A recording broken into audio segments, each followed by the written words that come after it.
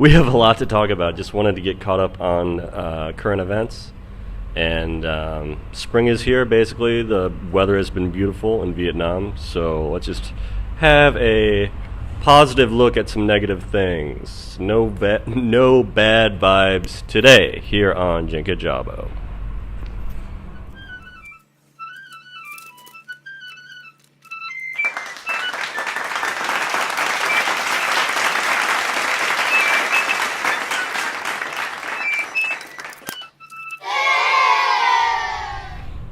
So, alright, so Valentine's Day happened, there was that horrible shooting, and then there was all that just publicity that teenagers jumped on.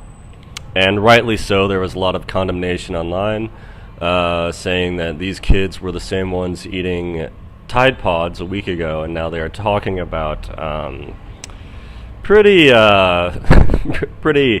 mainstream liberal establishment talking points propaganda against the NRA and everything.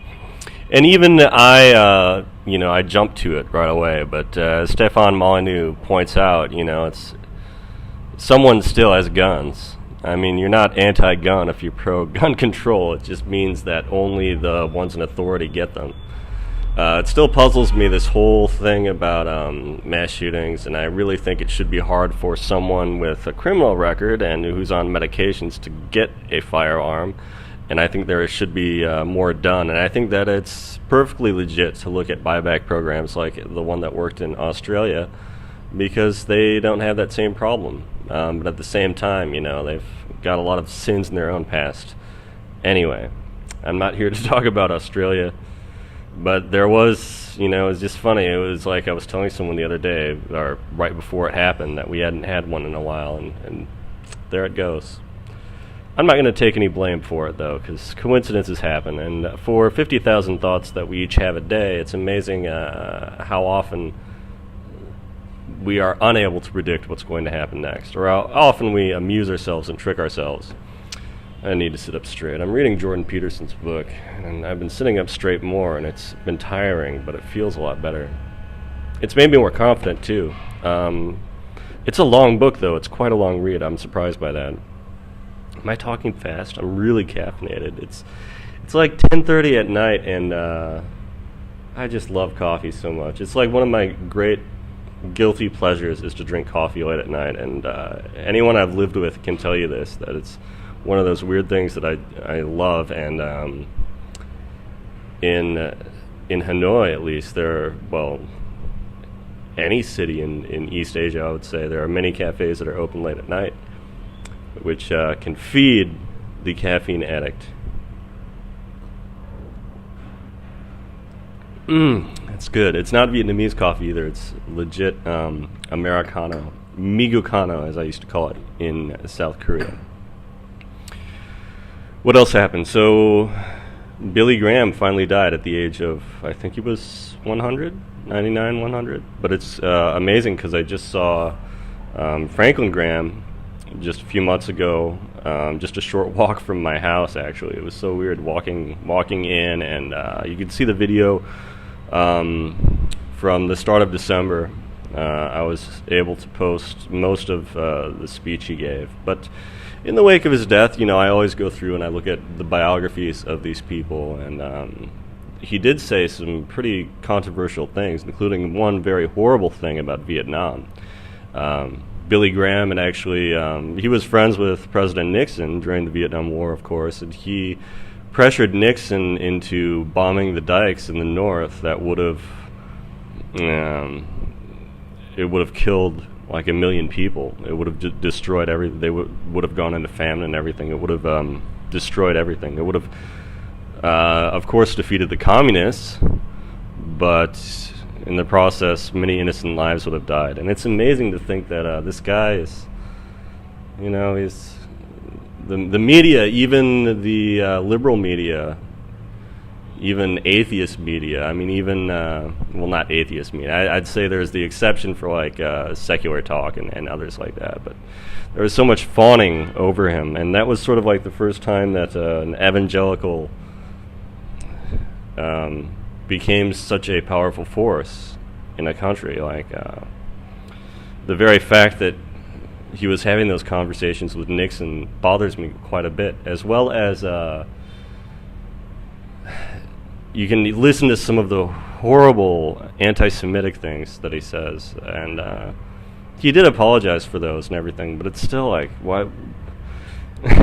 I don't know, different times, and 100 years is quite a long time to be around. Even, I looked at his son, and I thought his son looked quite old.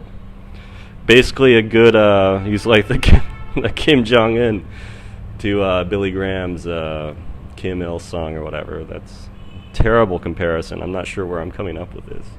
These late night coffees that are driving me mad. No bad vibes. No bad vibes. No cursing. I've given up on that.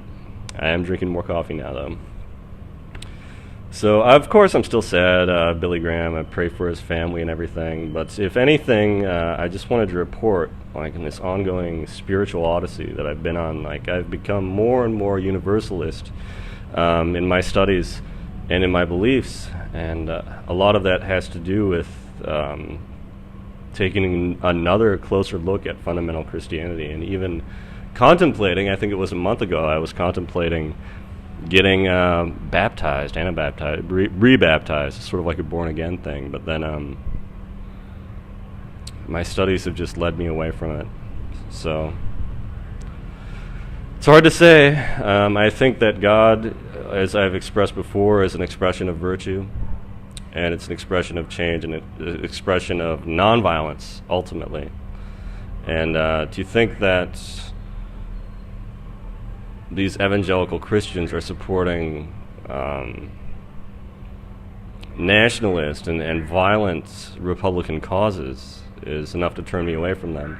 For as much as I've been accused of being alt-right or men's rights advocate or anything simply for having a few conservative views.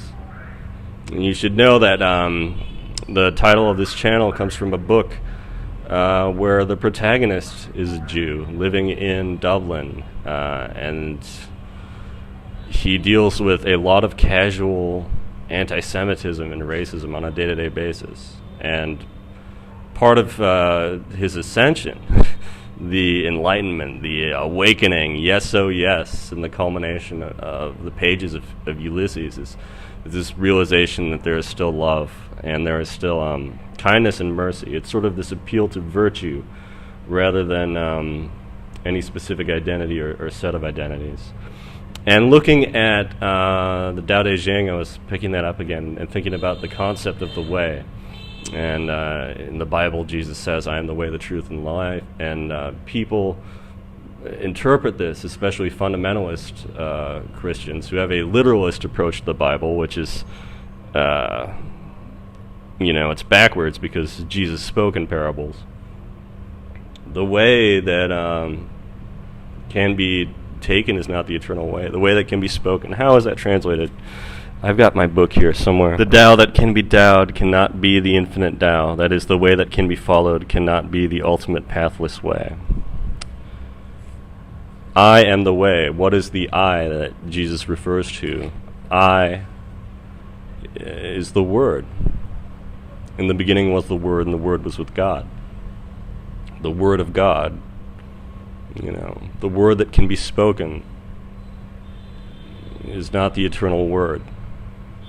It's not simply lying down in the name of another person or seeing them as lifting you out entirely, but it's the way itself, although the Buddha talks of 84,000 different ways to nirvana. The way itself is the culmination of efforts within one's own heart to be good.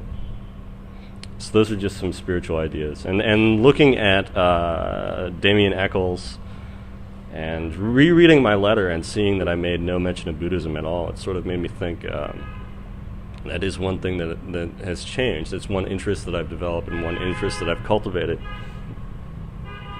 and researched, and that's why it's something I need to be talking about on this channel, and I need to be exploring and expressing a bit more. Even if I don't go back to veganism or whatnot, it has been nice not having to wear this leather jacket around in the nice warm weather. And I say, no bad vibes. Everything is pretty keen out here, but there is so much work to be done. Good Lord, there's so much work to be done. And as Jordan B. Peterson says, we need to regard ourselves as someone that we are responsible for helping. And so this Justin, this Jinkajabo character, needs to get off of his ass. And there I swore, kind of. All right, well, thanks for watching, whoever is out there. Peace.